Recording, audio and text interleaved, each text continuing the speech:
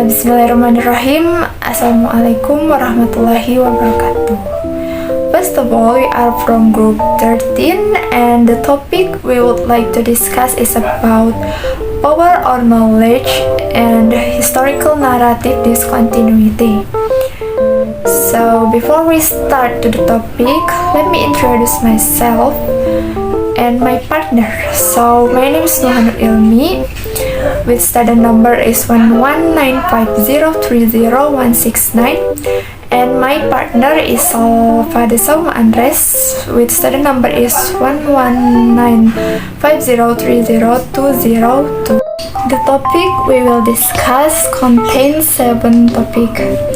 The first topic is about what is discourse. The second one is about what is the relationship between discourse and knowledge.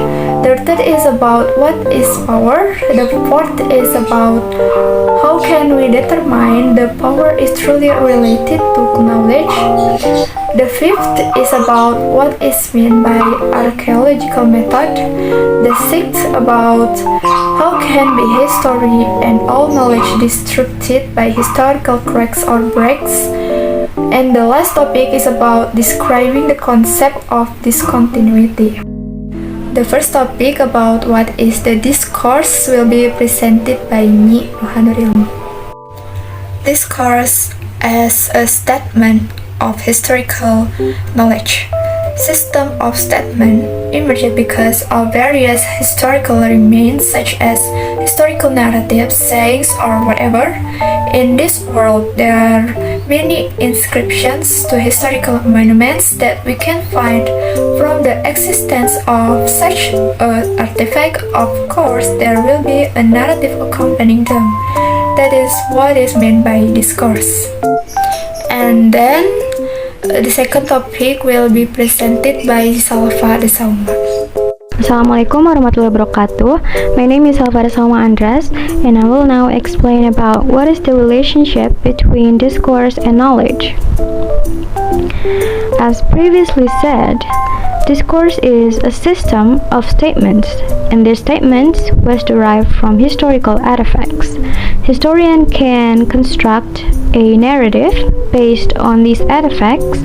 Discourse then can be transformed into knowledge if it is accepted and believed at all levels of society. We can take the Borobudur temple, for example. The historian discovered the temple and then conducted research, after which they were able to write a discourse based on the findings. They are able to draw a conclusion from the discussion and then release a statement to general public. The public can then obtain and believe these statements, transforming them into knowledge. So, based on history, there is a close relationship between discourse and knowledge. The third and the fourth topic will be presented by me. So, in the third topic, I will explain about what is power. According to Foucault, power is everywhere and comes from everywhere. Power cannot be acquired, it cannot be divided, it cannot be inherited, and it cannot be mitigated or subtracted. Power only increments can be practiced in a particular space and time. Power is practiced in daily life through discourse. Next, fourth topic is how can we determine that power is truly related to knowledge? Power is related to knowledge. Power is related to knowledge because knowledge does not exist if power does not exist. On the other hand, there can be no power without knowledge. Power and knowledge are an inseparable unity. The implementation of power created no object of knowledge. Instead, knowledge creates the influences of power. Power cannot be exercised without knowledge. Likewise, that knowledge is not possible not to create power. Foucault used the term power/knowledge to signify that power is constituted through accepted forms of knowledge, scientific understanding, and truth. The fifth until the last topic will be presented by Salva. Next, I will explain about what is meant by archaeological method. Archaeology is the term Foucault used during the 1960s to describe his approach in writing history. Archaeology is a method in history to found the past track records from the present in the form of artifacts, whether it be on the form tags, documents, writings, monuments, and so forth. All things that become cultural artifacts are then used as a way to see the past.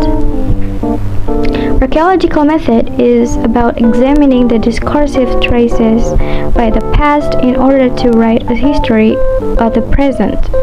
In other words, archaeology is about looking at history as a way of understanding the processes that have led to what we are today. The next material is how can be history and all knowledge disrupted by historical cracks or breaks. We all know now that discourse is a system of statements, which of course there are historical cracks or break. Why does this happen? It is because history is never linear and is always discontinuous. This happened because historians have interest as well.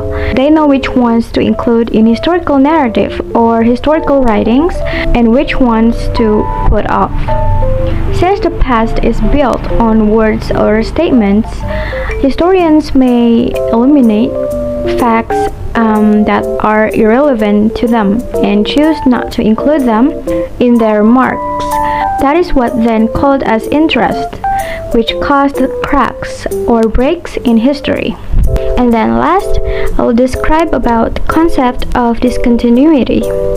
Discontinuity is when something that exists in history covered up by other events, or people do not perceive historical events in the same way from one period to next, making history discontinuous. The concept of discontinuity is actually closely related to historical cracks, which is described earlier. There are small things or events that do not appear and then later disturb the discourse of the history. This is where it can be seen that history is not as linear as we know. We know the past of history from a series of statements. History doesn't necessarily become fact as it was at the time of the phenomena. Historians spontaneously sort out histories, so they have to reconstruct it. Historians would know which ones should be included in historical books and which not should be removed.